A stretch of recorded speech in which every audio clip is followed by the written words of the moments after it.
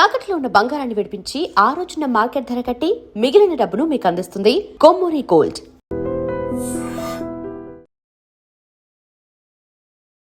నమస్తే, welcome to iDream social spotlight with కవిత.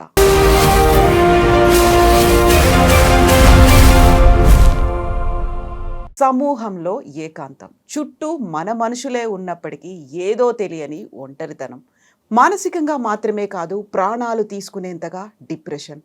ఏం జరుగుతోంది, మనం ఎక్కడికి వెళ్తున్నాం? గత వారం జరిగినటువంటి ఒక ఇన్సిడెంట్, తల్లి తన 2 పిల్లల్ని హత్తుకొని రైలుకు ఎదురుగా ఆత్మహత్య చేసుకుంది. ఒక్కసారి ఉలిక్కి పడేలా చేసింది. ఏం జరుగుతోంది, మనం ఎటు వెళ్తున్నాం?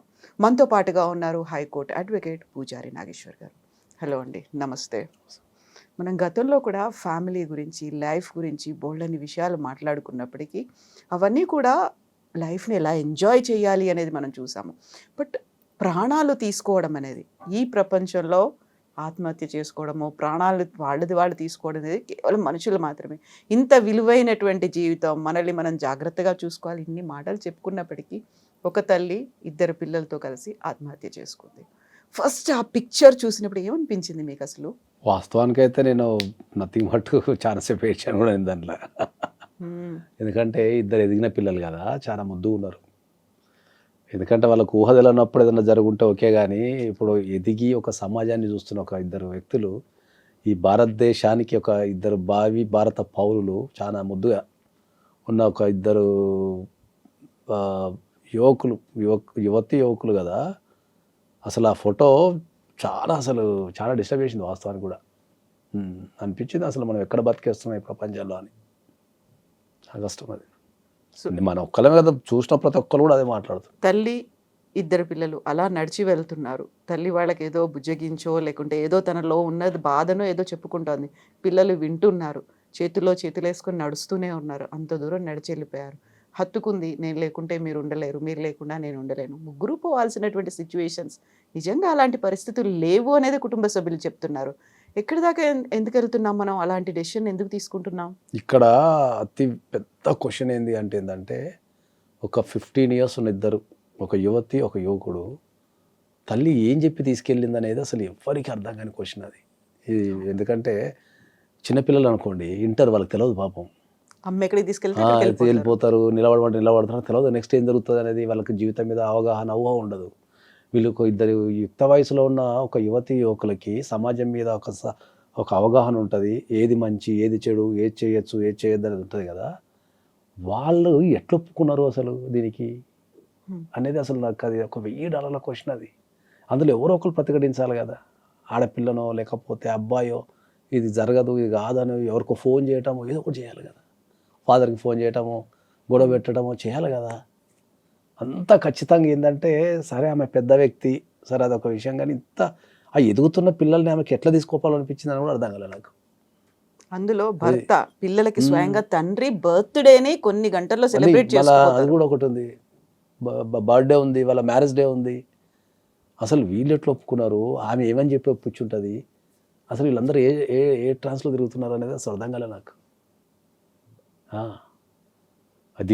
ఈ సంఘటన గనక సమాజాన్ని కదిలించకపోతే, దీని నుంచి వ్యక్తులు గుణపాఠం నేర్చుకోకపోతే, దీని నుంచి మనము దీన్ని ఒక పాఠంగా తీసుకొని మన కుటుంబాన్ని సరిదిద్దుకోకపోతే, ఇది మానవాళికి పెనుముప్పు కింద మారే అవకాశం 100% ఉంటుంది. ఆల్రెడీ ఇప్పుడు ఈ ఒక్క సంఘటనే కాదు, మనం వరుసగా ఒక 1 week నుంచి మీరు గమనిస్తే రాష్ట్ర వ్యాప్తంగా తెలంగాణ అండ్ ఆంధ్రప్రదేశ్ రాష్ట్రాలలో విచిత్రమైన ఆత్మహత్యలు జరుగుతున్నాయి. అదేదో ఒక రాష్ట్రానికి భూతం పట్టినట్టు, ఎవడో చేతవాడి చేసినట్టు రకరకాల ఆత్మహత్యలు జరుగుతున్నాయి. అసలు నాకైతే అసలు ఈ ఆత్మహత్యల పరంపర ఏంది అనేది కూడా అర్థం కావడం లేదు. ఒక తోటి మనిషిని కూడా మనం గమనించలేని స్థితిలో ఉన్నామా, మన చుట్టుపక్కల ఏం జరుగుతుందో గమనించలేకపోతున్నామా అనే స్థితిలో ఓడిపోయినామా. మనిషికున్న జ్ఞానం నశించిపోయిందేమో అనిపిస్తుంది నాకు అప్పుడు. ఆత్మహత్య చేసుకోవాలి, ఒక బలమైన రీజన్, ఒక బలహీనమైనటువంటి క్షణాలు, ఇవన్నీ చెప్పుకోవడానికి వినడానికి బాగానే ఉంటాయి. కానీ నేను, నాతో పాటు నా 2 పిల్లలు, ఒంటరితనం, ఇవన్నీ అనుకున్నప్పుడు వాటిని జయించలేమా మనం అసలు? అదే నేను మాట్లాడేది ఏంటంటే, జనరల్గా మానసికంగా ఆడవాళ్ళు చాలా ధైర్యవంతులు ఉంటారు. మగవాళ్ళ కంటే 100 టైమ్స్ ధైర్యం ఉంటారు మానసికంగా. మగవాళ్ళు ఎప్పుడు శారీరకంగా బలంగా ఉంటారు తప్ప మానసికంగా ఎప్పుడు వీకే ఉంటారు. ఎప్పుడైనా మీరు ఎక్కడైనా చూసుకోండి, ఇది 100% సత్యం. ఇది ప్రకృతి ధర్మం ఇది యాక్చువల్లీ. ఎందుకంటే ఏ కష్టం వచ్చినా కూడా తట్టుకొని ధైర్యంగా నిలబడగలిగే శక్తి ఆడవాళ్ళకి ఎక్కువ ఉంటుంది కాకపోతే కంపారిజన్ టు మెన్. ఆడవాళ్ళు ఏడుస్తారు, అదే. మగవాళ్ళు ఏడవరు అనేది ఒక మిస్కన్సెప్షన్ కూడా అది ఉంది. అట్లా ఉంటుంది తప్ప వాళ్ళకు ఉన్న త్యాగం కానీ లేకపోతే వాళ్ళు పడే కష్టాలు కానీ వాళ్ళకి ధైర్యం ఎక్కువ ఉంటుంది, మానసికంగా చాలా ధైర్యం ఉంటుంది. ఒక రెండు ఈ బిడ్డల్ని కానీ అదే వాళ్ళని ఎత్తి పెంచి చదివించి అదే చేతులతో ఎట్లా తీసుకెళ్ళిపోయింది అనేది ఇక్కడ మిరాకిల్. అది చాలా అది అసలు నేనైతే అసలు దాన్ని అది జరగకపోయి ఉంటే బాగుండని అయితే నేను 100 సార్లు దేవుని ప్రార్థించినా అని నాకే తెలుసు. అక్కడ ఎదుగుతున్న పిల్లలు ఆ ఫోటో అసలు మన దురదృష్టానికి ఏంటంటే అసలు ఆ ఫోటో అందరి మనసు నుంచి పోతలేదు. అసలు అది చాలా క్లియర్ గా కనిపిస్తోంది అందులో. వాళ్ళు ఇంత అలా ఆ ధైర్యంగా నడవటం కానీ ఆ స్టైల్ కానీ అసలు ఎంత క్యాజువల్గా ఉంది తెలుసు. ఆ వీడియో కూడా వాళ్ళు ఏదో ఫంక్షన్ పోతున్నారు వాళ్ళు. ఎక్కడ బెరుకు కానీ వాళ్ళ దగ్గర ముచ్చబెట్టుకోవడం, వేడుపులు, పెడబొబ్బలు ఏం లేవు. ఇప్పుడు ఆ వీడియో ఆ రైల్వే స్టేషన్ తీసిన వీడియోకి వాళ్ళు చచ్చిపోవడానికి మధ్యలో ఒక 1 అవర్ టైం ఉందనుకున్నా కూడా వాళ్ళకి ఆ టైంలో తెలిసి ఉండాలి కదా. తెలిసి ఉన్నప్పుడు ఒకవేళ తెలిసి ఉంటే కనుక రైల్వే స్టేషన్కి ఎందుకు పోతున్నావు కనుక తెలిసి ఉంటే కనుక ఆ ఏజ్ పిల్లలకి భయం కానీ ఆందోళన కానీ చికాకు కానీ ఏదో ఒకటి ఉండాలి కదా. వాళ్ళంతా అసలు అది ఇప్పటిదాకా మరి పోలీసు వాళ్ళు ఎందుకు కనిపెట్టలేకపోయారో కానీ అది చాలా. ఇప్పుడు మనకు అందిన సమాచారం ప్రకారం ఫైనాన్షియల్ ఇష్యూస్ ఏం లేవు అని చెప్తున్నారు. కెరీర్ కూడా స్ట్రాంగ్గా ఉంది. ఎటు చూసినా కూడా ఈ మానసికమైన ప్రాబ్లమ్స్ అనేది కనిపిస్తున్నది. కానీ తెరనక ఏముందనే మనకి ఇప్పటికి తెలియకపోయినా కూడా ఇన్ని సంవత్సరాలు లాక్కొచ్చిన వ్యక్తి ఇప్పుడు పిల్లలు ఎదుగుతున్న టైంలో వాళ్ళు హాస్టల్ నుండి వాళ్ళు ప్రపంచాన్ని చూడాల్సిన టైంలో ప్రాణం తీసుకోవటము, వాళ్ళ ప్రాణాలు తీయటం అనేది అయితే అసలు ఇది ముమ్మాటికి సమాజం చేసిన హత్య అనే చెప్తాను నేను. దాంట్లో ప్రతి ఒక్కరం బాధ్యత వహించాల్సిందే, అందరం నాతో సహా. తను ఒంటరితనంతో బాధపడుతోంది అని అనుకున్నప్పుడు ఆ ఒంటరితనానికి సంబంధించి ఎప్పుడో ఒకసారి ఎవరితో ఒకరితో అయినా డిస్కస్ చేస్తూ ఉంటుంది కదా తను, కనీసం పిల్లలతోనో తల్లితోనో. అదే చెప్తున్నా, మన భారతదేశంలో వచ్చిన అతిపెద్ద ప్రాబ్లం ఏంటి అంటే మనం ఏదన్నా సమస్య చెప్పుకోవడానికి పోయినప్పుడు ఎవరితోనైనా సరే వాళ్ళు దాన్ని లైట్ తీసుకుంటారు ఇండియాలో. నేను అట్లా చాలా కేసులు చూసిన. ఎవడో చాలా సందర్భాలలో నేను చచ్చిపోతాను ఉట్టిగానో బెదిరిస్తాను సరదాకు అంటారు. అది సబ్ కాన్షియస్ మైండ్లో రికార్డ్ అవుతుంది వాళ్ళకి. అని వాళ్ళకు కూడా ఒక థాట్ ఏమొస్తుంది, ఈ అమ్మ చచ్చిపోతా అంటే ఎవడు పట్టించుకోవడం, చచ్చిపోవడం కూడా చాలా పొందినారు. ఎప్పుడైనా సరే ఒక వ్యక్తి ప్రాబ్లం చెప్పడానికి వచ్చినప్పుడు నేను ఏం చెప్తా అంటే వాళ్ళని వారించకుండా వినండి ఫస్ట్ అని చెప్తాను నేను. ఒక 2 నిమిషాలు ఎవడన్నా ప్రాబ్లం చెప్తుంటే ఏదైనా పని చేస్తున్నా కూడా ఆపి అసలు వాళ్ళు ఏం చెప్తున్నారు అంటే దాని తీవ్రత తెలుస్తుంది అంటే నేను. మనం రొటీన్ లైఫ్లో మనం తీసేస్తున్నాం, చాలా మందికి తీసేస్తుంటాం అట్లా రొటీన్ లైఫ్లో. అది తప్పు అని చెప్తాను నేను. మనిషి అనేది ఎప్పుడైనా కూడా నేను ఇప్పటికి మీకు చాలా సందర్భాలు చెప్పిన, ఎప్పుడైనా ఒక మనిషి ఆత్మహత్య చేసుకోవాలి అంటే వాళ్ళకి ఏమైనా ఫీలింగ్ వస్తుంది అంటే ఏంటంటే ఈ ప్రపంచంలో నాకెవరూ లేరు, నేను బతికి వేస్ట్. ఈ 2 పదాలు వాళ్ళ మైండ్స్లో స్ట్రాంగ్ అయినప్పుడే చచ్చిపోతారు. నా కోసం ఒకరు ఉన్నారు, లేకపోతే నేను వాళ్ళ కోసం బతకాలి అనే ఫీలింగ్ ఉంటే చచ్చిపోరు, పోరాడతారు, 100% పోరాడతారు. ఆత్మహత్య చేసుకోవడానికి గల ఏకైక కారణం అదే. నువ్వు ఎన్ని విశ్లేషణలు చేయండి, ఏమైనా చేయండి, వాళ్ళకు నా కోసం నన్ను ఎవరు పట్టించుకోవడం లేదు, నా బాధ ఎవరు వింటం లేదు, నా కోసం ఎవరు లేరు అనే ఫీలింగ్ వచ్చినప్పుడు నేను ఎందుకు ఉండాలి ఈ ప్రపంచంలో అనేది ఒక రకమైన డిప్రెషన్కి వెళ్ళిపోతారు. ఆ డిప్రెషన్కి వెళ్ళిపోయిన తర్వాత ఏం చేస్తారు, ఎవరు లేరు కదా, ఎవరు పట్టించుకోవడం లేరు కదా, బతికేందుకు అన్న టైంలో ఆత్మహత్య చేసుకుంటారు. That is the biggest problem. అది ఎక్కడైతే కుటుంబ వ్యవస్థ ఈ ప్రపంచవ్యాప్తంగా ఎక్కడైతే కుటుంబ వ్యవస్థ అయితే స్ట్రాంగ్ ఉందని మనం చెప్పుకుంటున్నామో అదే కుటుంబ వ్యవస్థలో క్రైమ్ పెరిగిపోయింది, విపరీతమైన క్రైమ్ పెరిగిపోయింది. ఆ పెరిగిన క్రైమ్ని కూడా మన జనాలు చాలా క్యాజువల్గా తీసుకుంటారు.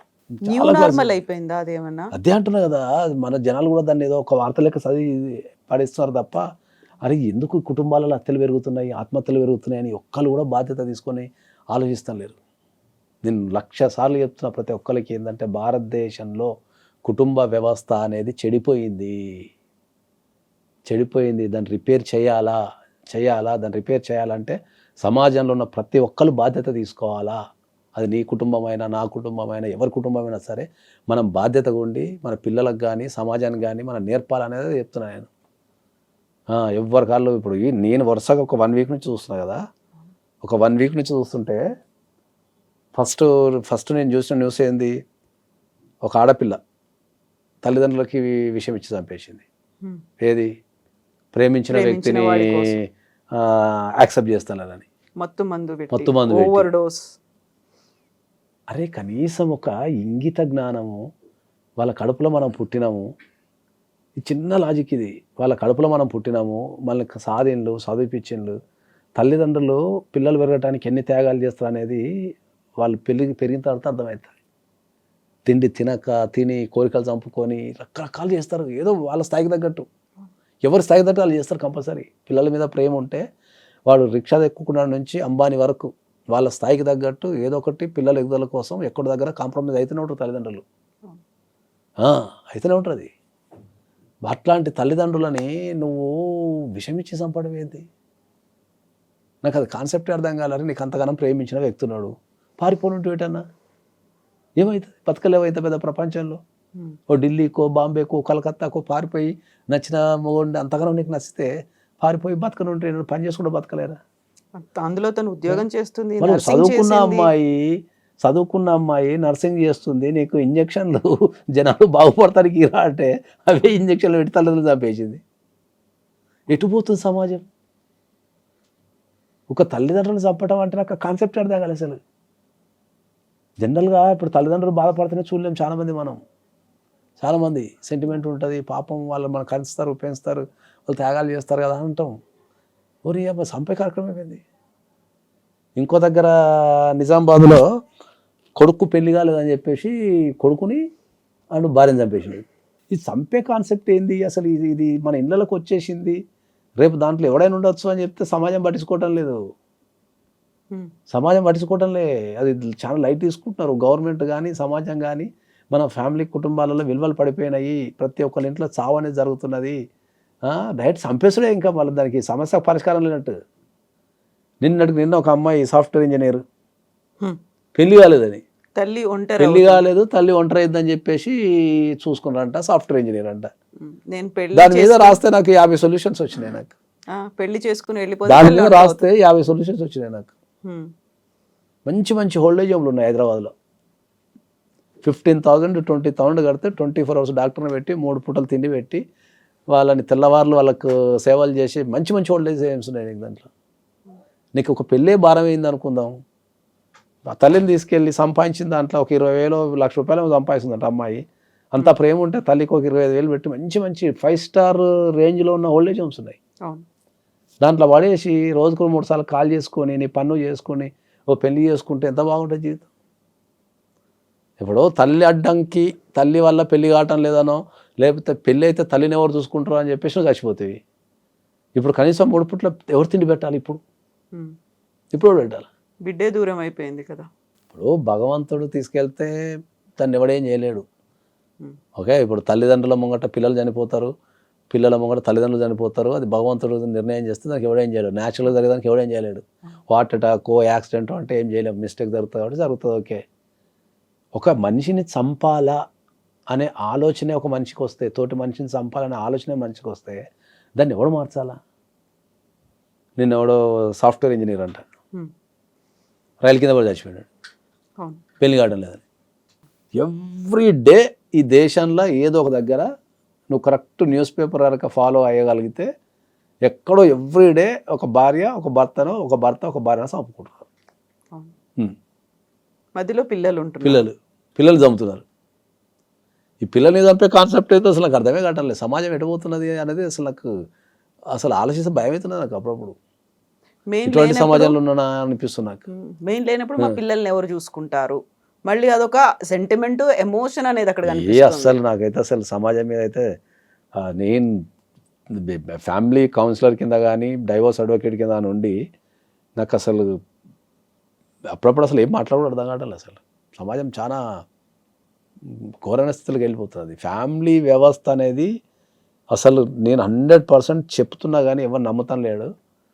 ఇండియాలో ఏదైతే కుటుంబ వ్యవస్థ స్ట్రాంగ్ అని చెప్పుకుంటున్నామో ఆ వ్యవస్థ మొత్తం పడిపోయి ఇండ్లలో సంపడాలు అనే ఒక కార్యక్రమం పెట్టుకొని తిరుగుతున్నారు. మనం ఈ టాపిక్ మాట్లాడుకుంటున్న సమయంలోనే వచ్చినటువంటి ఒక న్యూస్, రాజస్థాన్లో పెళ్ళైన 3 నెలలకే భర్తని ప్రియుడితో చంపించేసింది ఒక అమ్మాయి. వాకింగ్ అని వెళ్తున్నారు, ప్రియుడు వచ్చాడు, చాలా కారుతో గుద్ది అదృష్టవంతుడు. చంపేశాడు. కనీసం 3 3 నెలలు నెలలు ఉన్నాడా? 3 నెలలు ఉన్నాడు.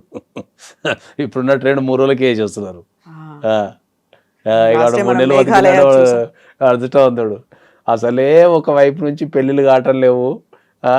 యువత పెళ్ళంటే భయపడి పారిపోతుంది అని యువతనంతా పెళ్లి వైపు మార్చాలనుకుంటుంటే ఇంక ఇటువంటి సంఘటనలు జరిగితే అసలు ఇక జనాలు పెళ్ళిళ్ళు చేసుకుని ఇండియాలో ఇంకా క్రైమ్ పెరిగిపోయింది. అది చాలా ఇది ప్రతి ఒక్కరు భారతదేశంలో నివసించే ప్రతి ఒక్కరు ఆలోచించాల్సిన విషయం ఇది. మనిషి కుటుంబంలో క్రైమ్ పెరిగిపోయింది. అప్పులు ఎక్కువైపోతే సావటం లేదా చంపటం. వాడు చావాలా లేకపోతే ఇంట్లో చంపాలా లేకపోతే ఏదో చేయాలా. ఇది okay. Girl friend boy friend ఉంటే సావాలా చంపాలా 2.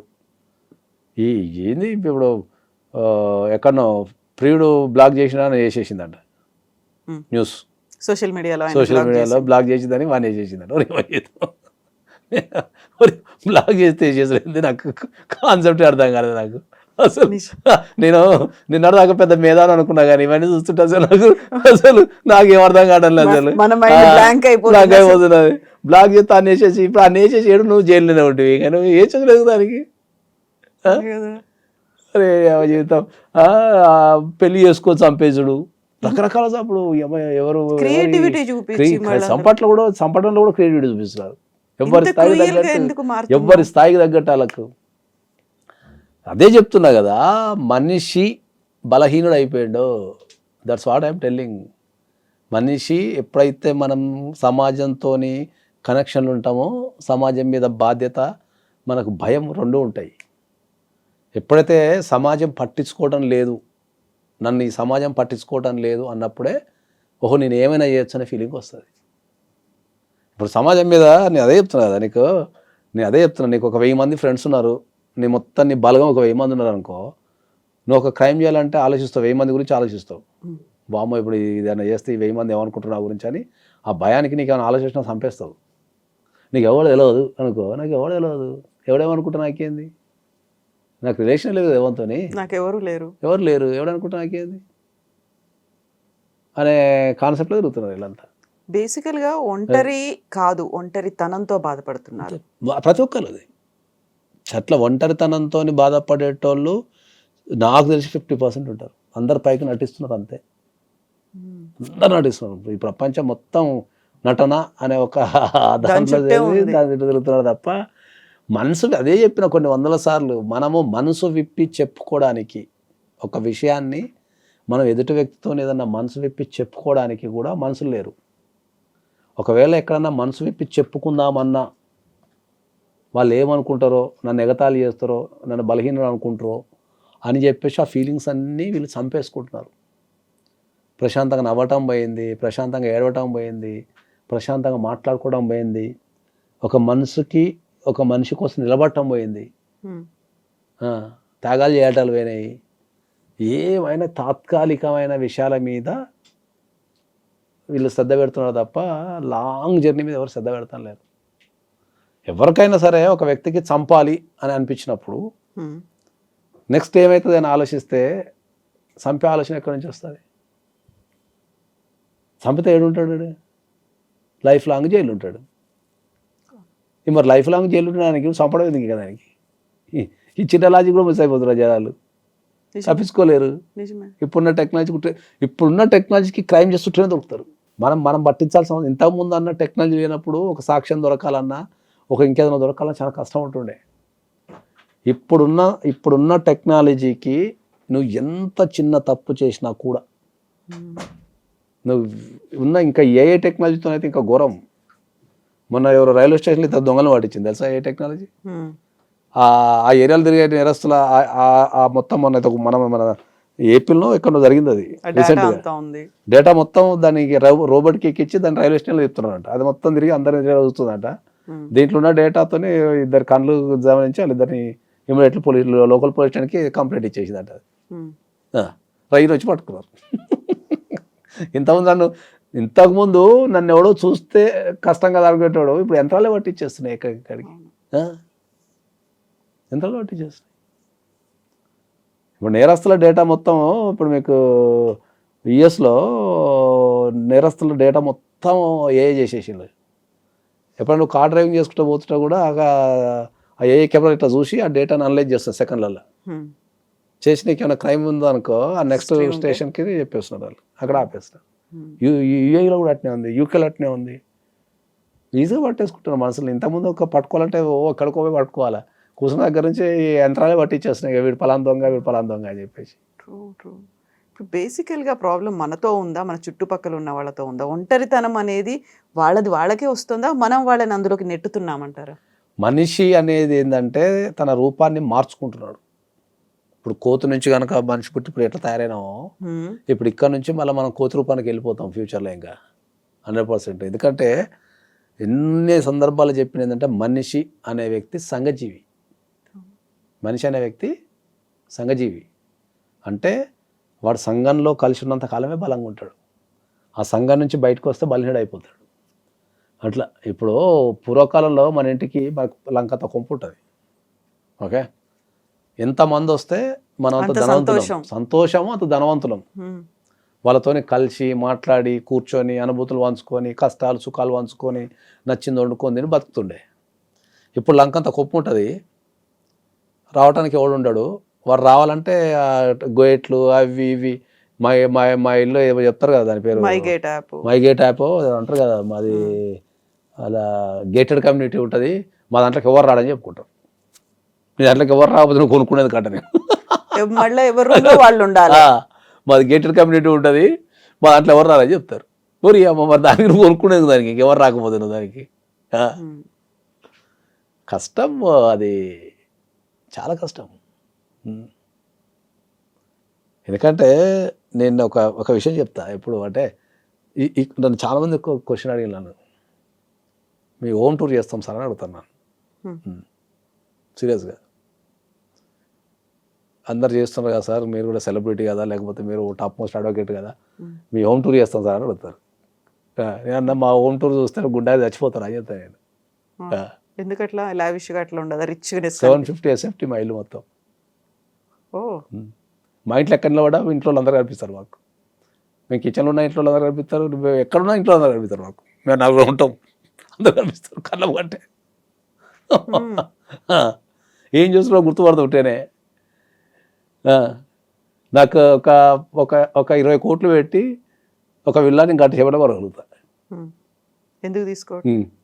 నాకు న్యూయార్క్లో ఆఫీస్ ఉంది, లండన్లో ఆఫీస్ ఉంది, దుబాయ్లో ఆఫీస్ ఉంది, ఇండియాలో 5 floors ఆఫీస్ ఉంది. నా ఆఫీసు 12,000 SFT ఉంటుంది. అంతున్నప్పుడు 750 SFT ఎందుకు ఇల్లు మరి? అరే నాకు కళ్ళ మూట కనిపించాలి అందరూ. ఎవరు రూమ్లో పోయి వాళ్ళు ఏం చేస్తున్నారో తెలియక రూమ్లో వేసుకొని పండుకుంటే నీకు ఫ్యామిలీ బాండింగ్ ఎక్కడ ఏర్పడుతుంది? ఇంకా ఎదురు ఒక మనిషి తిరుగుతుండాలా, ఎదురుగా మాట్లాడుతుంటే కమ్యూనికేషన్ జరుగుతుంటుంది. 2 బెడ్రూమ్లు, ఒక హాల్, ఒక కిచెన్, అంతే మాది. సొంతిల్లే. కళ్ళముట అనగా కనిపించాలి నాకు. నేను తెల్లారులు వేస్తే US పోతా, UK పోతా, దుబాయ్ పోతా, ఎక్కడైనా ప్రపంచం మా పిల్లల్ని వేసుకొని తిరగలుగుతా ఎవ్రీ మంత్. కానీ ఇల్లు అంతే ఉన్నది. నాకు అనిపిస్తుంది ఏం చేస్తా అంత పెద్ద ఇల్లు తీసుకొని నేను ఏం చేస్తా అంత లంకంత కొంప తీసుకుంటే ఎవరు లేనప్పుడు మనిషికో టీవీ పెట్టుకొని ఏడబడతాడ కూర్చొని ఎవరి రూమ్లలో వాడు గడిపితే ఎట్లుంటుంది అనే కాన్సెప్ట్. మన స్టేటస్ పెరిగిన కొద్ది చాలా రిచ్నెస్ అనేది కనిపించాలి, ఎలిగెంట్ గా ఉండాలి. రిచ్నెస్ అనేది మనం చేసే పనులలో కనిపించాలి తప్ప నువ్వు ఇంటితో రూపంలోనో కార్ రూపంలోనో చూపిస్తే వేస్ట్ అని చెప్తాను నేను. నీకు ఎంత రిచ్నెస్ ఉన్నా, మీకు రీసెంట్గా జరిగిన ఒక సంఘటన ఉంది కదా బెంగళూరులో, ఒక టాప్ మోస్ట్ బిజినెస్ మ్యాన్. అవును, ఈడీ రైడ్స్ అవుతున్నాయి, సూసైడ్ చేసుకొని చనిపోయింది ఆయన. 12 రోల్స్ రాయల్స్ ఉన్నాయంట ఈ ప్రపంచంలో ఎవరి దగ్గర లేవట. 12 రోల్స్ రాయల్స్ ఆయన దగ్గర ఉన్నాయి. అంత హై అండ్ కార్లు 12 రోల్స్ రాయల్స్ కార్లు, హై అండ్ కార్లు పెట్టుకొని ఇన్కమ్ ట్యాక్స్ రైడ్ చేస్తే పోయి గన్ పెట్టుకొని కలిసి చచ్చిపోయాడు. రిచ్నెస్ అనేది మనం చూపెట్టే ఈ బిల్డింగ్లలో ఉండదు. రిచ్నెస్ అనేది ఎప్పుడు కూడా ఇక్కడ ఉండాలి. ఒక వ్యక్తిని కాపాడుకోగలగాల, ఒక వ్యక్తి కోసం నిలబడగలగాల, మనల్ని చూడంగానే ఒక వ్యక్తికి పాజిటివ్నెస్ రావాలా, ఒక ధైర్యం రావాలా, ఆనందం రావాలా, అరే మన కోసం ఒకడు ఉన్నాడు కదా అని ఫీలింగ్ వస్తే ఎవరు చచ్చిపోడు, చంపడు చచ్చిపోడు. ఎవరికైతే నాకు ఎవరు లేరు అన్న ఫీలింగ్లోనే వాడు చంపడం కానీ చచ్చిపోవడం కానీ చేస్తాడు. ఇది వ్యవస్థకు నేర్పించాలని చెప్తున్నాను. ఎవరు నేర్పాలి దాన్ని? ఎవడన్నా ఇప్పుడు ఏదన్నా మంచి చెప్పుదామని చూస్తే, ఫస్ట్ ఏదన్నా మంచి చెప్పుదామని చూస్తే జనాలు తీసుకోవడం లేదు. జనాలు తీసుకోవడం లే. మీరెవరు అంటారా, మాకంతా తెలుసు అనుకుంటారా? మీరెవరు నాకంతా తెలుసు అనటం కంటే ఏంటంటే వీళ్ళు ఒక నెగిటివిటీకి అలవాటు పడిపోయారు. ఇప్పుడు ఒక మంచి విషయం టైటిల్ పెడతాను, చూడాడు ఎవడు, చూడడు. నువ్వు ఆదర్శ కుటుంబం టైటిల్ పెట్టి మంచి విషయాలు చెప్పేవాడు చూడడు. లేచిపోయిన తెల్లవాళ్ళు చూస్తారు దాన్ని, అమ్మాయితో ఎట్లా లేచిపోయిందని చూస్తారు. క్యూరియాసిటీ అందులో ఉంటుంది కదా. మనం ఎన్ని బూతులు మాట్లాడాము, ఎంత అన్పార్లమెంటరీ లాంగ్వేజ్ అందులో ఉంది, మన బిహేవియర్ ఎంత పిల్లలకు కూడా అదే నేర్పిస్తున్నారు. నేను అదే నా బాధ ఏంటంటే పిల్లలకు కూడా అదే నేర్పిస్తున్నారు. పిల్లలకు కూడా అదే నేర్పిస్తున్నారు. ఇప్పుడు నిన్న అది మన ఆడియో ఫంక్షన్లో నాకు ఎంత బాధ అనిపించింది తెలుసా. మనం పిల్లలకు ధైర్యాన్ని ఇవ్వాలా, వాళ్ళకి ఎదుగుదల నేర్పాలా, పోరాటం నేర్పాలా, ఓ మంచితనాన్ని నేర్పాలా, ఇవి కదా నేర్పాల్సింది. మనం బూతులు నేర్పి సభ్య సమాజంలోకి వెళ్ళి పిల్లలకు బూతులు నేర్పమంటామా, మనం బూతులు మాట్లాడమంటామా? ఏమన్నా ఇంగిత జ్ఞానం ఉందా? నువ్వు ఎంతమంది ఒక మీడియాలో మాట్లాడుతుంటే అది ప్రపంచవ్యాప్తంగా చూస్తుంటారు, ఎక్కడెక్కడో చూస్తుంటారు. వాళ్ళందరూ ఏం ఫీల్ అవుతారు? ఎన్ని వందల వేల లక్షల కోట్ల మైండ్లో నువ్వు ఇన్ఫ్లుయెన్స్ చేస్తుంటావు తెలుసా నీకు? అంత బూతుపాట. అసలు నాకు చాలా ఆ పాట వింటుంటే అసలు నాకు భయం అయిపోయింది. అసలు నువ్వు ఏం నేర్పుతున్నావు సమాజానికి? అంత బూతులు నువ్వు బహిరంగంగా కొన్ని లక్షల మంది లైవ్ షోలో మాట్లాడుతుంటే నువ్వు ఏం నేర్పుతున్నావు? అందులో ఆయన అనేటువంటి ఒక సమర్థన మాట ఉంది, బోల్డ్ అంత సాహిత్యం ఉంది, బోల్డ్ అంత కాన్ఫిడెన్స్ అని కనిపిస్తుంది, మీరు అర్థం చేసుకోలేకపోతున్నారు. అదే అబ్బాయి దగ్గర నుంచి వచ్చిన మాట. మీరు అర్థం చేసుకోలేని తత్వం మీలో ఉంది కాబట్టి మీరు హ్యావ్ టు ఎక్స్పాండ్. లైక్ మీరు ఇంత పెద్దగా బ్రాడ్ మైండ్ తో చూడాల్సినటువంటి అవసరం ఉంది. అయితే వాళ్ళ ఇంట్లో అదే లాగా మేము మాట్లాడుకుంటాం రోజు. ఆ బ్రాడ్ మైండ్ని, ఆ సెన్స్ని వాళ్ళ మదర్ ఫాదర్ అదే నేర్పించినట్టుంది. పోయి బూతులు మాట్లాడి సమాజంలో అనేవి పంపించినట్టుంది. సినిమా ప్రమోషన్ చేసుకో, నీ క్రియేటివిటీతో చేసుకో. ఒక ఫ్యామిలీ మ్యాన్ అనేది మొన్న ఏదో టూరిస్ట్ ఫ్యామిలీ సినిమా వచ్చింది, ఎంత మంచిగా ఉంది. ఏమన్నా బూతులు ఉన్నదా? కంటెంట్ తప్పు కదా వాళ్ళకు. నువ్వు ఎదుగుతున్న పిల్లలు ఇప్పుడు వాళ్ళ రోల్ మోడల్స్ ఏమనుకుంటారు? పిల్లలు ఆ ఏజ్ వాళ్ళు అట్లా మాట్లాడితే కరెక్ట్ అనుకుంటారు. సోషల్ మీడియాలో సమర్థన ఒకటి ఉంది. మీరు ఇలా మాట్లాడే వాళ్ళంతా ఓల్డ్ స్కూల్, పాత చింతకాయ పచ్చడిలాగా. ఇప్పుడు జెన్జీని మీరు అర్థం చేసుకోలేకపోతున్నారు. ఇప్పుడు ఉన్నటువంటి సొసైటీలో మీలో రావాల్సింది మార్పు అనే మాట.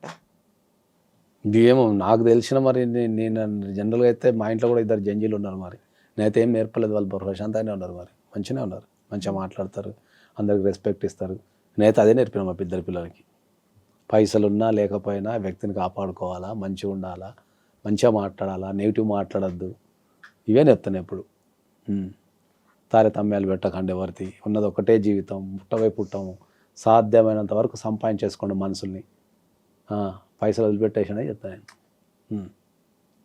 ఇప్పుడు నాకున్న స్టేటస్కి నేను మస్తు లగ్జరీ పెంచగలుగుతాను నేను. ఏం లగ్జరీ లేదు ఇంట్లో ఇద్దరు పిల్లలకి.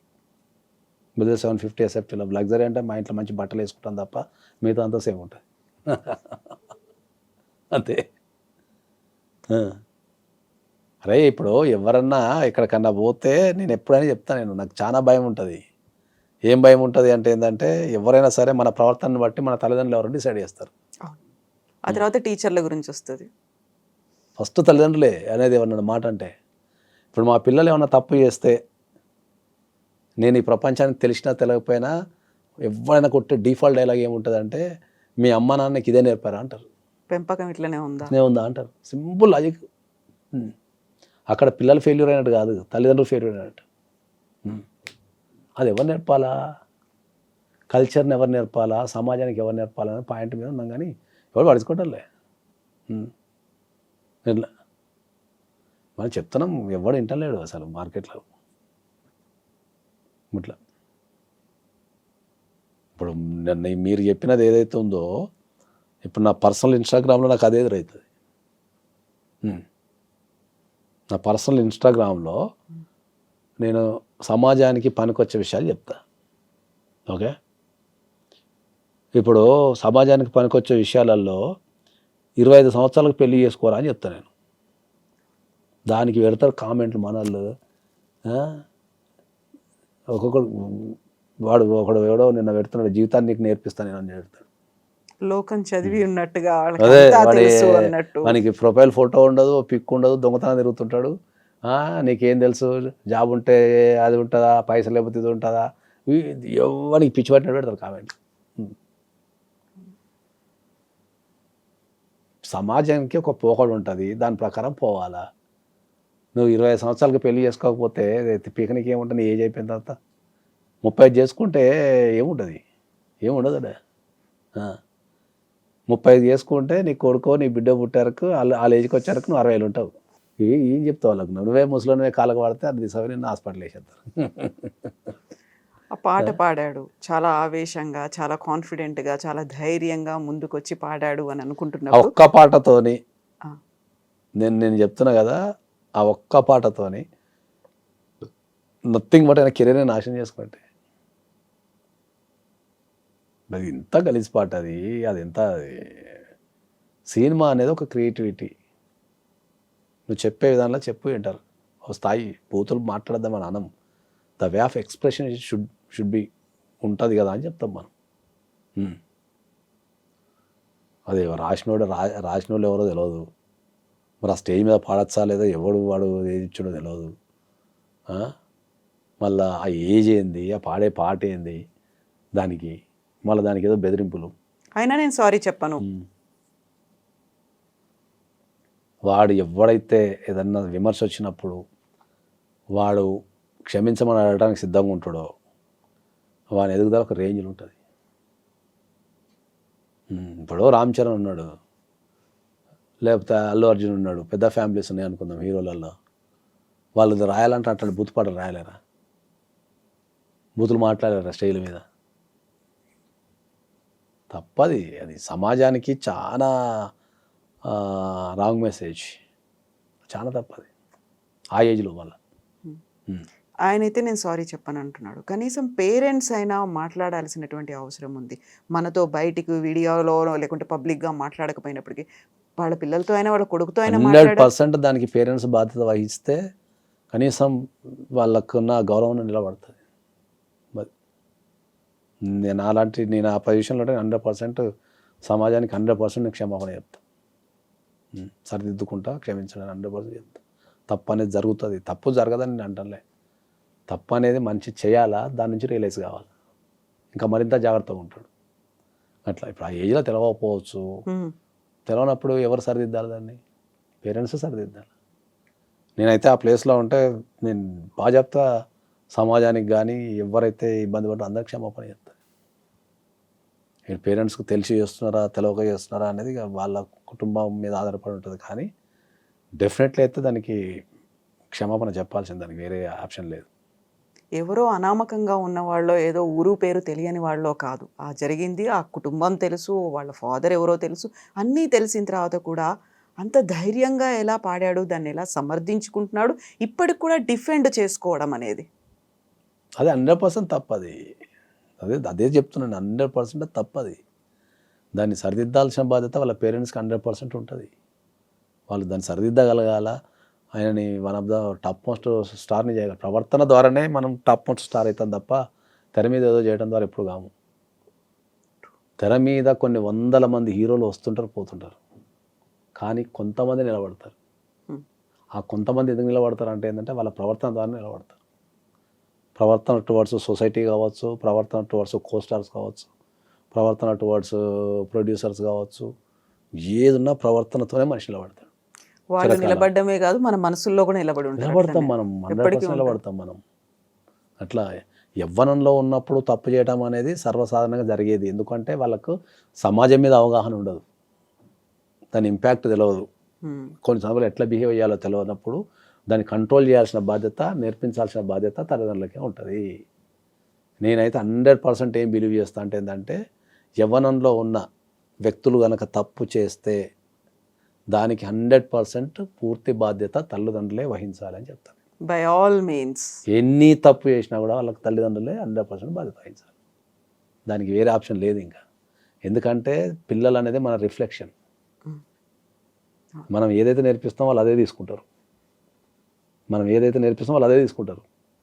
అదే వాళ్ళు సొసైటీకి ఇస్తారు. నువ్వు సొసైటీకి నీ పిల్లగాడు ఏదో ఇచ్చిండు అంటే నువ్వు అదే నేర్పించుంటావు అంటాను డైరెక్ట్. నేను డైరెక్ట్ చెప్తాను అందరికి, డైరెక్ట్ చెప్తాను. విత్తనం ఏదేస్తే చెట్టు అదే వస్తుంది. డిఫాల్ట్ అది. దాన్ని 100% అంగీకరించాల్సిందే దానికి.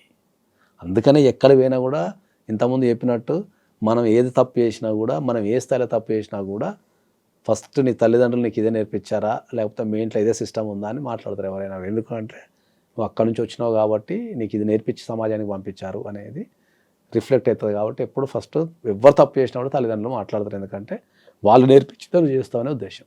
బాధ్యతగా ఉండాలి కదా, నేర్పాల్సింది. వాళ్ళకేదో కెరీర్ ఇచ్చాం, వాళ్ళకేదో ఆస్తి సంపాదించి ఇచ్చాం, ఇది కాదు. ఆస్తులు నేను అందుకే చెప్తున్నా. ఇప్పుడు ఆస్తున్నోడు ఆత్మహత్య చేసుకుంటున్నాడు, లేనోడు ఆత్మహత్య చేసుకుంటున్నాడు.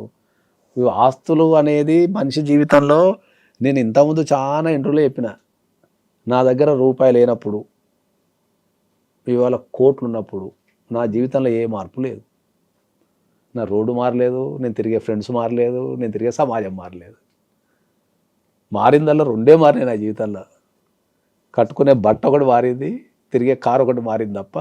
ఇప్పుడు నాకు 100 కోట్లు వచ్చిందని మా అమ్మ నాకు అమ్మ కాకుండా పోతుంది ఏంది? ఫ్రెండ్స్ కాకుండా పోతారా? ఇప్పుడు 100 కోట్లు వచ్చింది అని చెప్పేసి నేను ఏదో ఒక్కరిని ఆఫీస్ పెట్టుకొని కూర్చోలేను కదా, గాల్లో తిరగలేరు కదా, తిరగలేం కదా. పైసలు అనేటివి మనిషికి సౌకర్యాన్ని మాత్రమే ఇస్తాయి, ఆనందాన్ని ఇవ్వవు అనేది నాకు అర్థమైంది. పైసలు సంపాదిస్తే అన్నీ వస్తాయి అనుకున్నా నేను కూడా. పైసలు సంపాదిస్తే అన్నీ వస్తాయి అనుకున్నా. సచ్చినంత పైసలు సంపాదించిన తర్వాత అర్థమైందంటే ఏది తీసుకురాదు, మళ్ళీ మనిషికి మనిషి సాయం అని చెప్పేసి నేనే మారిపోయి జనాల్ని కాపాడుకునే క్రమంలో తిరుగుతున్నాను. 100 కోట్లున్నా నాకు ఆ మజా రావటంలే. ఒక వ్యక్తితో మాట్లాడి వాని బాధ తింటానో, లేకపోతే వానికి సాయం చేస్తానో, వానితో ముచ్చట పెడుతున్నావు, వానితో కలిసి తింటున్నావు, తిరుగుతున్నావు, మజా వస్తుంది నాకు. మరి నా బ్యాంకులో ఉన్న పైసలు నాకు మజా ఇవ్వనప్పుడు, నాకు ఒక వ్యక్తితోనే మజా వస్తున్నప్పుడు నాకు ఏది ముఖ్యం? వాడు ఇది చెప్తాడు, ఇంత ఒక 10 పేల లేఖ రాసిండు అక్కడ, డబ్బుతో అన్ని సార్ అని. సౌకర్యం ఏంటంటే ఆనందం రెండు ఒకటే అంటాడు ఒకడు. సౌకర్యం అంటే ఏంది? ఇక్కడి నుంచి రంగాలు పోవాలి. ఎట్లా పోతాం అనేది సౌకర్యం. బస్ ఎక్కిపోవచ్చు, బాగా పైసలు ఉంటే లిఫ్ట్ కార్టర్లు కూడా పోయి రావచ్చు. బాగా పైసలు అనుకో లిఫ్ట్ కార్టర్ కొనుక్కొని పోయి రావచ్చు. మళ్ళీ లేకపోతే మంచి లగ్జరీ కార్ కొనుక్కొని పోవచ్చు. ఇది సౌకర్యం. ఆనందం అంటే ఏంటంటే ఆ పోయే జర్నీని నువ్వు ఎంత ఎంజాయ్ చేస్తావు. ఇప్పుడు నీ పక్కన మనసులో కారు ఉంటుంది, డ్రైవర్ ఉంటాడు, నువ్వు వెనక ఒక్కనే కూర్చుంటావు, పోతావు. సౌకర్యం అంతే అది. నువ్వు బస్సులో కూర్చొని నీకు ఇద్దరు ముచ్చట పెట్టేటోళ్ళు ఉన్నారు అనుకో, మంచి వాళ్ళతో ముచ్చట పెట్టుకుంటూ పోతుంటే నువ్వు బస్సులో పోయినావా, కార్లో పోయినా, లిఫ్ట్ కార్ట్లో పోయినావా, అంత ఆనందం ఏదాలకు. ఆ వ్యక్తులతోని కూర్చొని మాట్లాడే విధానం ఆనందం ఇస్తాను నీకు. అది అంతా అయిపోయినాకైనా తత్వం బోధపడుతుందా? మారారు ఇంకా అప్పుడు కూడా? చెప్పేటోళ్ళు లేరు కదా, అదే చెప్తున్నా కదా, చెప్పేవాళ్ళు లేరు. నాలాగా ఎవడన్నా చెప్పేటోడు ఉంటే మనల్ని ఇంకా విమర్శిస్తున్నారు, డిమోటివేషన్ చేస్తున్నారు. అరే సమాజంలో బాగుపడండి అయ్యా, మంచిగా ఉండండి అయ్యా, ఉన్నది ఒకటే జీవితం, మళ్ళీ పుట్టపై పుట్టాము, అందరం మంచిగా ఉండాలా, ఒకరికొకరు సాయం చేసుకోవాలా, మోసాలు చేయొద్దు, మంచిగా ఉందాము, ఒకరికొకరు హెల్ప్ చేసుకుందాము, మంచిగా బతికేద్దాము, మళ్ళీ పుట్టపై పుట్టాం కదా, ఉన్నప్పుడే మంచి జ్ఞాపకాలు పోగు చేసుకొని ఓ ధైర్యాన్ని తెచ్చుకొని అందరం కలిసి తిని చచ్చిపోదాం రా అయ్యా అని నేను చెప్తే ఎవడు ఏది పడుతుంది ఆడాడుతాడు. ఇప్పుడు మీరు అన్నట్టుగా జిందగీ నా మిలేగి దోబారా అంటే దాన్ని ఇంకొక యాంగిల్లో కూడా ఆలోచించి ఎక్స్ట్రీమ్ చేసేవాళ్ళు కూడా కనిపిస్తున్నారు. ఎలా అయితే డౌన్ అయిపోతున్నామో 2 sides చూసుకుంటే, ఇదే ఒక్క జీవితం అనుకుని మోటివేట్ అయ్యి ముందుకెళ్లే వాళ్ళు ఉన్నారు, ఇదే ఒక్క జీవితం ఉంది మళ్ళీ నెక్స్ట్ ఎలా ఉంటుందో తెలియదు అనుకుని దాన్ని ఇంకా ఎక్స్ట్రీమ్ స్టేజ్కి తీసుకెళ్లే వాళ్ళు కూడా ఉన్నారు. ఇది ఏం ఎక్స్ట్రీమ్ తీసుకెళ్ళి ఏం చేస్తాను? మా అంటే మందు తాగుతావు, సింప్లిఫై చేస్తే ఎంజాయ్ చేయటం అంటే అందరూ ఏమనుకుంటున్నారు, ఎంజాయ్ చేయటం అంటే మందు తాగటము, ఎంజాయ్ చేయటం అంటే డ్రగ్స్ తీసుకోవటము, లేకపోతే ఎంజాయ్ చేయటం అంటే రకరకాల వ్యక్తులతో ఇల్లీగల్ కాంటాక్ట్స్ పెట్టుకోవడం, ఇవన్నీ ఎంజాయ్మెంట్ అనుకుంటున్నారు వీళ్ళు. అట్లా చాలా ఉన్నాయి ఎంజాయ్ గురించి చెప్పాలంటే. మనం ఎంజాయ్ చేయటం అంటే అది కాదు అనే విషయాన్ని మనం చెప్తే ఎవడు పట్టించుకుంటున్నాడు? ఏమని చెప్తాం మనం? ఏమి చెప్తే పరిస్థితులు కూడా లేదు. తల్లిదండ్రులు కూడా అట్నే తయారైన, తల్లిదండ్రులు కూడా అట్నే తయారైన నిజంగా. ఎందుకంటే నేను నిన్న ఆఫీస్లో కూర్చొని పనిచేస్తుంటే ఇదే మన చంద్రహాస్ది రీల్ వచ్చింది. ఆ పక్కన కూర్చొని ఒక వ్యక్తి రీల్ చూసుకుంటూ కూర్చున్నాడు, నేను పని చేసుకుంటూ కూర్చున్నా. నిన్న రాత్రి 9 o'clock వాడు మాట్లాడింది నేను భలే మాట్లాడినాడు. ఎంకరేజ్మెంట్ భలే మాట్లాడినంటే అసలు నాకు ఒక బ్రెయిన్ ఆగిపోయిన తర్వాత ఆ వ్యక్తికి ఎవరైతే ఆ వ్యక్తికి ఉన్న పిల్లలు ఏం చేస్తున్నారో ఆలోచిస్తే ఆయన బిహేవియరు వాళ్ళ పిల్లల బిహేవియర్ సేమ్ ఉంది. భయమైంది ఒక నిమిషం, ఓహో నువ్వు సమాజానికి ఇది చెప్తున్నావా అని చెప్పేసి. నెగిటివిటీ ఇంట్లో నుంచే పెంచి పోషిస్తారు అందరు. ఎట్లా ఇంట్లో చంపుకోవడం అనే కాన్సెప్ట్ నాకు ఇప్పటికీ అది అర్థం కావట్లేదు. నాకు కడుపులో పుట్టిన వాళ్ళని చంపుకోవడం ఏందనే కాన్సెప్ట్ అర్థం కావడం లేదు నాకు. రక్త సంబంధాన్ని చంపుకోవడం ఏంది? పగ కోసమో లేకపోతే ఎదగటం కోసమో ఏదో తెలవని చంపినాం అంటే ఓకే, అది యుద్ధకాలం నుంచి ఉంది కాబట్టి ఇట్స్ ఓకే.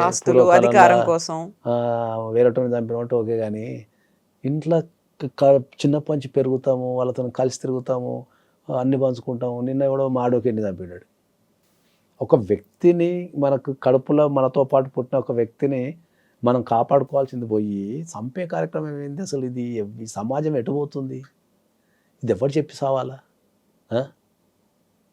ఎవరు చెప్పి సావాలా?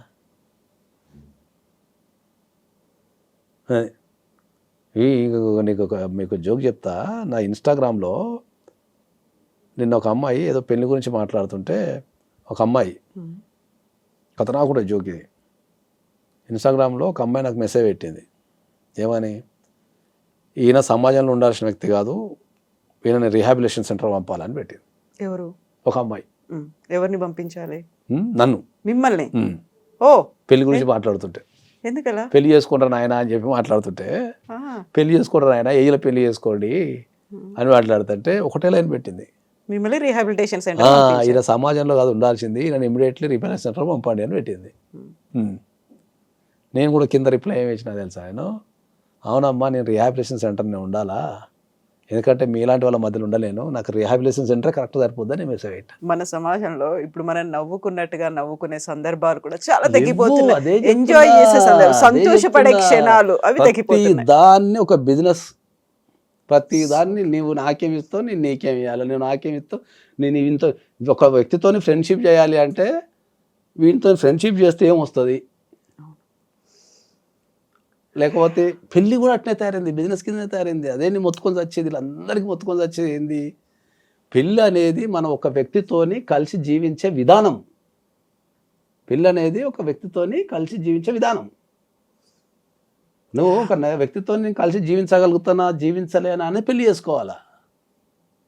దానికి నువ్వేం చేస్తున్నావు? జీతం ఎంత, ఏ వీసా ఉంది, ఎక్కడుంది, ఆస్తులు ఎంత ఉన్నాయి, నేను పోతే ఒకతే కోడలు ఉంటానా, లేకపోతే ఒకటే బిడ్డ ఉన్నదా, ఈ ఆస్తి అంతా నేనే నాకేస్తానా? ఇవి కాదు పెళ్ళికి. నేను మొత్తుకొని వచ్చేది అది అందరికీ. బలగా ఎంత ఉంది, ఏమున్నది, కుటుంబాలు ఎట్లున్నాయి, ఇవి కాదు. పెళ్ళిలా ఇప్పుడు జరిగే పెళ్ళిళ్ళల్లో 90% మ్యారేజెస్ మోసాలతోని, అబద్ధాలతో జరుగుతున్నాయి. ఒక ఇద్దరు వ్యక్తుల్ని కలిపే కార్యక్రమం లేదు. పెళ్ళి అనేది కూడా ఒక బిజినెస్ అయిపోయింది. వాళ్ళని పేపర్ల మీద వేసుకుంటున్నారు, వేసుకొని పట్టుక వేసుకుంటున్నారు. ఏమో అమ్మాయి జీతం ఉందా, అబ్బాయి జీతం ఉందా, ఈడు ఉందా, ఈడు ఇట్లా వేసుకొని వాళ్ళు ఇద్దరు సెట్ అవుతారు, పంపిస్తున్నారు, ఒక ఇంటికి దిగి పంపిస్తున్నారు. వీళ్ళు అడిగిపోయిందో చూడలేకపోతున్నారు. వీళ్ళ క్యాల్కులేషన్స్ వేరు, పెళ్లి క్యాల్కులేషన్స్ వేరు. దేనికి ఉండాల్సిన దానికి ఉంటే సక్సెస్ అవుతుంది. నేను కొన్ని లక్షల కేసులు చూస్తున్నా. 1 వీక్కి పెళ్లి చేసుకుంటారు, 1 మంత్కు పరిచయం లేకుండా ఉట్టేన సార్ పెళ్లి చేసేటప్పుడు ఏంటంటే ఈ ముహూర్తం లేదనో, లేకపోతే వాడెవడో చచ్చిపోయాడు ఈ లోపల చేయాలనో, లేకపోతే ఇప్పుడు అమెరికా వెళ్ళిపోతాడు ఇమీడియట్లీ చేయాలనో తప్ప, ఇద్దరు వ్యక్తులు కలిసి జీవించగలిగే వీళ్ళకి ఆ ఎబిలిటీ ఒక ఇంటి కింద పెడుతుందా లేదనే లేదు. ఓపెన్గా మాట్లాడుకొని చేసుకునే గుణమే లేదు. ఇప్పుడు నేను ఎందుకు ఇంతగానో మొత్తుకుంటున్నానంటే, నేను రోజు కొన్ని వందల కేసులు ప్రపంచవ్యాప్తంగా చూస్తున్నా కాబట్టి ఈ సమాజంలో ఇది జరుగుతుందని మొత్తుకుంటున్నా. అందరికి ఎవరికాలు ఏమనుకుంటారు, సమాజం మాత్రం ప్రశాంతంగా ఉంది, నాగేశ్వరరావు పోయారు ఒక్కడు ఈ సమాజాన్ని జడగొడుతున్నాడు పనికిరాని విషయాలు చెప్పి, సమాజం మా ఇంట్లో మేము అందరం మంచిగా ఫ్యామిలీ సాంగ్ వాడుకుంటున్నాము, మీకు వచ్చిన బాధ ఏంటి? నేను కొత్త చెప్పాలని సమాజానికి సూత్రాలు అని చెప్తున్నావు. తాకిడి నాకు తాకుతుంది. ప్రపంచవ్యాప్తంగా కొన్ని వందల మంది యువతి యువకులు ఎంత బాధపడుతున్నారు రిలేషన్షిప్స్ వల్ల కానీ, పెళ్లి వల్ల కానీ, ఎన్ని కుటుంబాలు బాధపడుతున్నాయి, ఎన్ని జీవితాలు ఎక్కడ స్ట్రక్ అయిపోతున్నాయి అనేది నేను ప్రత్యక్షంగా చూస్తున్నా. కాబట్టి ఇవన్నీ చేయకుండా అయ్యా, మీరు ఉన్న ఒక జీవితాన్ని ఖరాబ్ చేసుకోకుండా అయ్యా, మంచి ఏజ్లో ఉండండి, మంచిగా ఉండండి అని నేను చెప్తున్నా. అదేమైపోతుంది, అదంతా తిరిగి నా మీద దాడి చేస్తున్నారు. అది ఈ ఒకటైతే మీకు ఇంకా ఖతర్నాక్ జోగి చెప్పాలా. ఒకసారి ఏదో చెప్పినా నేను పెళ్లి గురించి చెప్తూ, ఒక ఇంటర్వ్యూలో ఒక అమ్మాయి అడిగింది నన్ను, ఏం లేనోడికి నీకు బిడ్డ ఉంటే ఇస్తారా అని అడిగింది నన్ను. కొడుకులు ఉన్నారు కాబట్టి ఇట్లా మాట్లాడుతున్నా అని అట్లా కూడా అడిగిళ్ళు. తర్వాత మరి ఏం లేనోడికి నీకు నిజంగా బిడ్డ ఉంటే ఇస్తాను కూడా అడిగిళ్ళు. నేనన్నా పెళ్ళి చేసేటప్పుడు నేను వాడితో కలిసి జీవించగలుగుతామా లేదా మాత్రమే చూడాలా. వాళ్ళకి ఆస్తులు ఉన్నాయా, ఆస్తులు లేవా, వాడు ఏ ప్రొఫెషనల్ చూడొద్దు అని చెప్పిన. పెళ్ళి అయ్యటానికి ఒక అందగాడు ఉంటాడు, ఒక అందమైన భార్య ఉంటుంది. ఏదైనా కారణం వల్ల యాక్సిడెంట్ అయ్యి ముఖం ఖరాబో, చేయో కాలో వదిలిపెట్టేస్తామా? పెళ్ళైన టయానికి వాడు పేదోడు ఉంటాడు, లేకపోతే పేద అమ్మాయి ఉంటుంది, ఏదో వాళ్ళు కష్టపడి కోర్టు సంపాదించుకుని వదిలిపెట్టేస్తామా? ఇప్పుడు అవే అవుతున్నాయి కదా, వదిలిపెట్టేస్తా. అదే చెప్తున్నా, పెళ్ళికి పారామీటర్స్ ఇవన్నీ కాదు. పెళ్ళి అయ్యటానికి వాడు సాఫ్ట్వేర్ ఇంజనీర్ ఉంటే 5 లక్షలు సంపాదించేవాడు ఉంటాడు, అదృష్టం బాగుండి జాబ్ బంద్ చేసి వ్యవసాయం చేసుకుంటా అంటాడు, అని 3 వస్తుంది, వదిలిపెట్టేస్తామా? జీవిత విధానం వేరు. That's what I'm telling. ఒకటి మనం అనుకున్నది ఇంకో 10 ఇయర్స్కి ఉండదు. చాలా తక్కువ మందే సేమ్ ఇప్పుడు గవర్నమెంట్ ఎంప్లాయ్ ఉంటాడు, ఇప్పుడు గవర్నమెంట్ ఎంప్లాయ్ కిందనే ఉంటాడు. కొన్ని ప్రొఫెషన్స్ ఉంటాయి. 70% of the people the keep change. Private job చేస్తాడు, 5 సంవత్సరాల తర్వాత బోర్ కొడుతుంది దానికి, చల్ నేను జాబ్ ఏం చేస్తా, బిజినెస్ పెట్టుకుంటా అంటాడు. లేదు నేను పెళ్లి టైంకి నీ జాబ్ చూస్ చేసుకున్నా, నేను వదిలిపెట్టేస్తున్నారు కదా. లైఫ్ అనేది ఎవ్రీ 5 ఇయర్స్కి మారుతుంటుంది. ఎవరి జీవితం అయినా మారుతుంది. నేను బాండ్ పేపర్ రాసి సంతకం పెట్టిస్తా, ఎవ్రీ 5 ఇయర్స్కి చేంజ్ వస్తుంది. 25 ఇయర్స్లో స్టార్ట్ అవుతుంది. 25 ఇయర్స్ వరకు ఒక స్థాయిలో చదువులు అవి ఇవి ఏం ప్రొఫెషన్ ఎంచుకోవాలా ఇదంతా ఒక 20-25 వరకు జరుగుతుంది కుటుంబాన్ని బట్టి. అక్కడ నుంచి నీ సొంత డిసిషన్స్ నుంచి మారుతుంటుంది. ఇప్పుడు నేను నా లైఫ్ తీసుకున్నాను అనుకో, నేను సాఫ్ట్వేర్ ఎంప్లాయ్ కింద స్టార్ట్ చేసుకున్నా, తర్వాత బిజినెస్ చేసిన, తర్వాత అడ్వకేట్ అయినా, ఇప్పుడు సినిమాలు తీస్తున్నా, రేపు ఇంకేం చేస్తున్నా నాకే తెలియదు, ఇప్పుడు అన్ని కలిపి చేస్తున్నా. మరి నాది కూడా మారిపోయింది కదా, ఎవ్రీ 5 ఇయర్స్కి మారిపోతూనే ఉంది. నా లైఫ్లో ఎంతమంది వాళ్ళందరూ పట్టం వేస్తే ఎవ్రీ 5 ఇయర్స్కి ఒకటి చేస్తున్నారు వాళ్ళు. ఎవడో వస్తాడు, మనం బిజినెస్ చేస్తాము, లేదన్నా సినిమాలు తీస్తే ఖతర్నాక్ ఉందా అంటాడు, అరే బాగుంది అంట, కానీ ఉన్నేలేని తీసుకుని ఆడ పెడతాం. అవి వస్తాయి పోతాయి. కలిసి ఉండటం, పెళ్లి చేసుకోమంటే తిడుతున్నారు నన్ను, ఎందుకని ఏమో చెప్తాం. పెళ్లి చేసుకొని రా అంటే తిడుతున్నారు. అరే మనిషి జీవితానికి పెళ్ళి అనే వ్యవస్థ లేకపోతే ప్రపంచం ఇంత డెవలప్ అవుతుంది? డెవలప్ అవుతుంది చెప్పండి. ఇప్పుడు రేపు మీరు అందరు పెళ్లి చేసుకోవడం మానేస్తే ఇంకెందుకు జీవితం? అన్నీ ఆగిపోతాయి, బిజినెస్లు ఆగిపోతాయి, వ్యవస్థ ఆగిపోతుంది, రవాణా ఆగిపోతుంది, సంపాదించడం ఆగిపోతుంది, పంచాయతీలు ఆగిపోతాయి, ఈ మటలు చేసుకోవడం ఆగిపోతుంది, మొత్తం సైకిల్ ఆగిపోతుంది. డెవలప్ అయిన కంట్రీలో అయినా పెళ్లి సమస్యనే, అన్డెవలప్డ్ కంట్రీలో కూడా పెళ్లి సమస్య. ఎక్కడో ఆఫ్రికాలో తెగలలో కూడా పెళ్లి సిస్టమ్ ఉంది. నువ్వు అత్యంత ప్రపంచాన్ని నువ్వు చూపించే అమెరికాలో కూడా పెళ్లి వ్యవస్థ ఉంది. పెళ్ళి అనేది ఒక ఇద్దరి ఆడ మగ కలిసి జీవించే విధానాన్ని నేర్పండి అని చెప్తున్నాను నేను. వాళ్ళిద్దరు కలిసి ఎట్లా జీవించాలా, వాళ్ళిద్దరు కలిసి ఎంత హాయిగా బతకాలా, ఒక చెట్టు కింద ఉన్న ఒక తోడు పక్క నుండి ఆ చేయి పట్టుకొని నడిచి ప్రపంచాన్ని చూసి చచ్చిపోవాలా అని చెప్తున్నా. పెళ్లి చేసుకొని ఒకరిని కంటే జీవితం తెలుస్తారా అని చెప్తే నీకేందని ఎవడో సుత్తి అంతా సొల్లంతా నా ఇన్స్టాగ్రామ్ మీద ఎత్తున్నాను. నాకు ఇప్పుడు నువ్వు పుట్టినావు, నువ్వు పెరిగినావు, నిన్ను నీ తల్లిదండ్రులు పెంచిళ్ళు. నీకు జీవితం విలువ తెలవాలంటే నువ్వు పెళ్లి చేసుకున్నావు గాను ఓ బిడ్డను కానీ వాని సాధు, వాళ్ళకు చదువులు నేర్పి, మంచితనం నేర్పి, వాళ్ళని ఒక మంచి వ్యక్తి తయారు చేస్తే అప్పుడు నీ జీవితం విలువ తెలుస్తుంది. నీ కళ్ళ మూట ఒక ప్రాణి పెరుగుతుంది. వాళ్ళని ఎట్లా పెంచాలా, ఏం చేయాలా, వాళ్ళతో ఆలోచనలు పంచుకుంటే నీకు ఇంటరాక్షన్ అవుతుంటుంది అని జరుగుతుంటాయి. 35 సంవత్సరాలకు నువ్వు పెళ్లి చేసుకొని నీ యవ్వనమంతా అయిపోయిన తర్వాత ఆ ముసల్తనంలో ఏం చేయలేక పెళ్లి చేసుకుంటారు ఫస్ట్ 35 సంవత్సరాలకి. చేసుకుంటే ఏం చేస్తావు వాడికి? 30 సంవత్సరాలకి ఏం చేస్తావు? ఇప్పుడు స్ట్రెస్కి ఉన్నదానికి. నువ్వు పెద్ద కుటుంబాలలో చూడండి, వాళ్ళు ఎర్లీ ఏజ్లో పెళ్లి చేసుకుంటారు. ఇప్పటికీ నేను రాసిస్తాను, పెద్ద కుటుంబాలలో, ధనవంతుల కుటుంబాలలో ఎర్లీ ఏజ్లో పెళ్లి చేసుకుంటున్నారు. మీరు ఎన్ని కుటుంబాలు భారతదేశంలో చూడండి, 25 ఇయర్స్కి పెళ్లి చేసుకుంటారు ఎర్లీగా.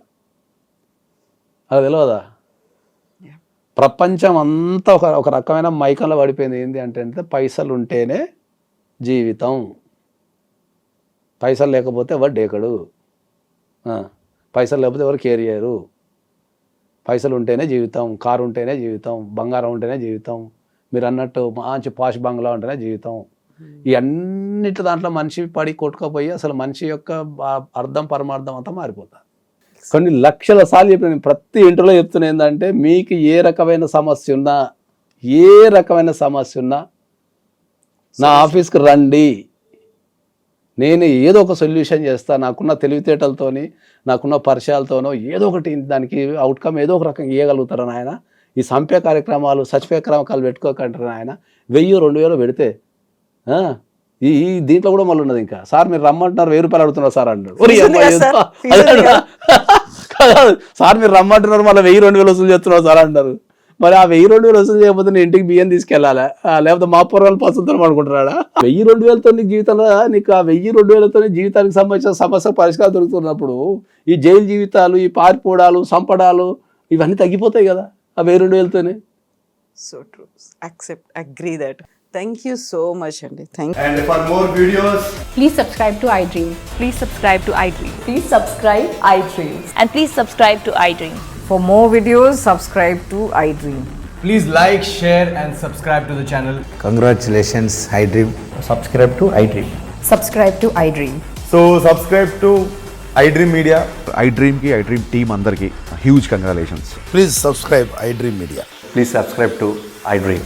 Subscribe iDream. Please subscribe to iDream. iDream అంటే నా కళల ఛానల్ను సబ్స్క్రైబ్ చేసుకున్న నోరు తిరుగుతలేదు, మీరైతే గంట గుర్తు కొట్టండి. For more such videos, please subscribe to iDream. Subscribe to iDream. Please subscribe to iDream. Please subscribe iDream Media. Please do subscribe to iDream. Please subscribe to iDream Media. For best entertainment and information, please subscribe iDream. And don't forget to subscribe to iDream.